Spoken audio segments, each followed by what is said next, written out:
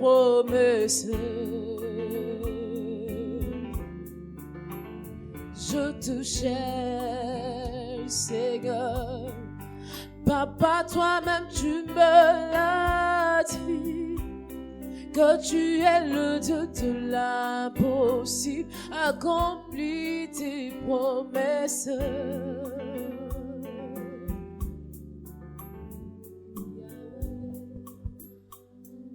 Seigneur, nous te disons merci.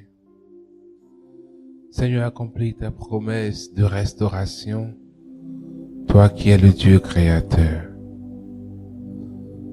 Merci Jésus. Viens à notre secours, Saint-Esprit. Regarde l'obscurité qui est en nous.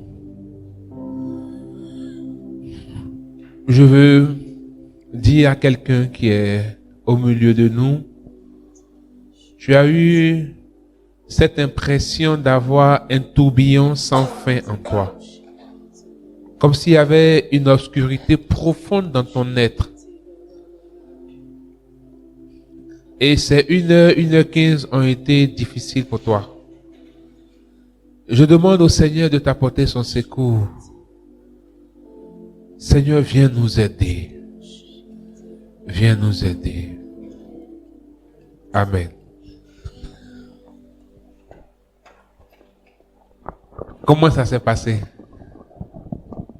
C'était difficile. Pour qui c'était difficile? Pourquoi? Donnez le micro. Pourquoi? J'ai l'impression qu'il y a...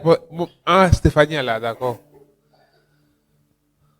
Pourquoi c'était difficile? C'est quoi, le silence là ou bien le fait de te retrouver seul? Bon, c'était le fait de me retrouver seule. J'étais un peu perdue dans tout. Je n'arrivais pas à réfléchir. Je n'arrivais pas aussi à comprendre ce qui se passait. Est-ce que tu es concerné par la parole que j'ai donnée tout à l'heure? J'ai l'impression qu'il y a une obscurité infinie en toi. Je peux dire. Parce que dans le test faisait louange à Dieu. J'arrivais plus à le faire. Pourquoi? Je me dis que je fais honte à Dieu. D'accord. Tu as écrit ça? Super. D'accord. Qui d'autre? Pour qui c'était difficile?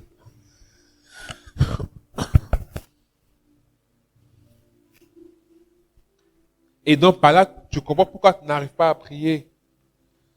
Pourquoi c'est difficile de prier? Pour moi, c'était difficile parce que lorsque j'ai commencé, j'ai lu le texte, c'était une louange à Dieu. Et Quel texte? Le psaume 8 là? oui, le psaume 8. Et à partir du verset 4 à 6, je me suis dit, si Dieu m'aimait tant, bon, je suis revenue dans mon enfance, je sais pas, bizarrement, tous ces hontes que j'ai vécues, tous ces rejets et tout, ça refait surface au fait. Il y a certaines choses que même j'avais vraiment oubliées qui sont revenues.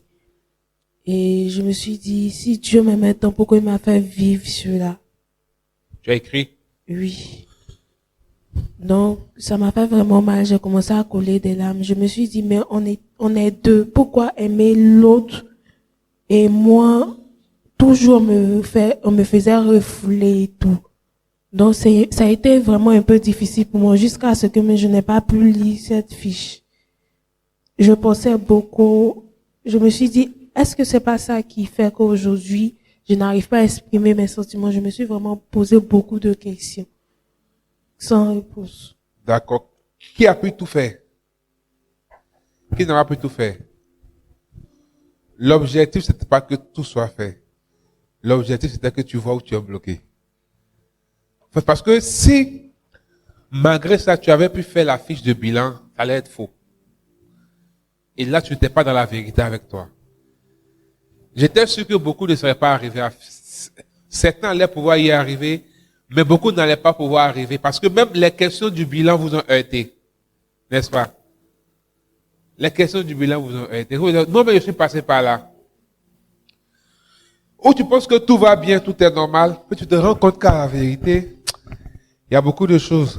Et c'est ce que certains se sont rendus compte que le problème, c'est pas les autres. On a pensé que les autres nous fustigeaient ou bien se moquaient de nous souvent.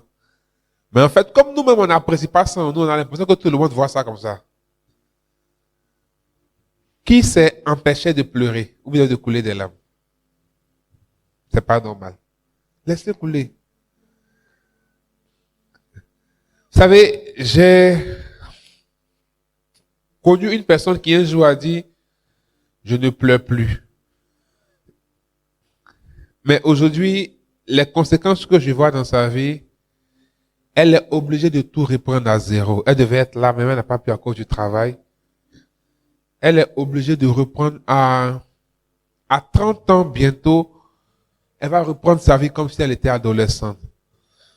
Parce que le fait de refuser de pleurer, vous avez retenu une charge négative. Elle va vous polluer. Pleurer n'est pas signe de faiblesse, c'est une thérapie, ça se vide. Maintenant, pourquoi vous êtes retenu de pleurer? Tu es fatigué de pleurer. Mais pleure pour aujourd'hui et puis c'est fini. Pleure pour ce week-end et puis c'est fini. Parce qu'on est là pour que tu arrêtes de pleurer. À partir de ce week-end. Donc tu dois tout verser ici. Et puis tu te lèves, tu vas pour affronter la vie. Hier, je disais dans mon direct que la vie donne des coups. Souvent des coups terribles et fatals. La vie ne sera pas gentille avec vous. Hein. Si quelqu'un vous dit ça, c'est faux. Non. Parce qu'on va à compte courant. Mais c'est vous qui devez décider. Vous voyez, il y a l'océan bleu. Ça, c'est les gens qui aiment tout ce qui est paisible. Mais il y a l'océan rouge où il y a les requins. La vie est comme un océan rouge où il y a les requins qui sont prêts à vous dévorer. Qu'est-ce que vous faites? Quand quelqu'un est en situation de danger, qu'est-ce qu'il fait? Qui veut mourir? Personne. Oh, si tu ne veux pas mourir, tu dois te débattre pour t'en sortir de l'océan rouge où il y a les requins, pour ne pas que les requins puissent te dévorer. Mais là, beaucoup sont désarmés. C'est comme si mon chez moi ici, là, c'est fini. Moi ici, là. C'est là. Ça, je vais faire une parenthèse. Je ne sais pas si la personne est en ligne. Bon, les gens qui sont en ligne, vous pouvez laisser vos impressions, les questions que j'ai posées, tout ça. Je ne vais même pas loin. La responsable du cœur. Quand elle a eu son bac, il y avait un projet de voyage. Et je l'ai encouragé, j'ai encouragé ses parents à ne pas la laisser partir. Elle est là. Elle peut dire si ça lui a été bénéfique ou pas. J'ai quelqu'un qui est parti il y a 3 ans, mais depuis les 3 ans, elle pleure chaque jour. Elle déprime chaque semaine. On est tout le temps sur WhatsApp. Elle n'était pas prête. Frère, c'est bon hein, d'aller étudier à l'étranger. Bon, elle étudie à l'étranger. Mais c'est facile.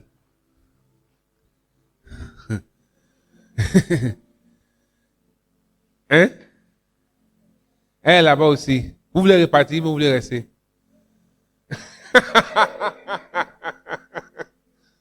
C'est pas comme si c'est mauvais.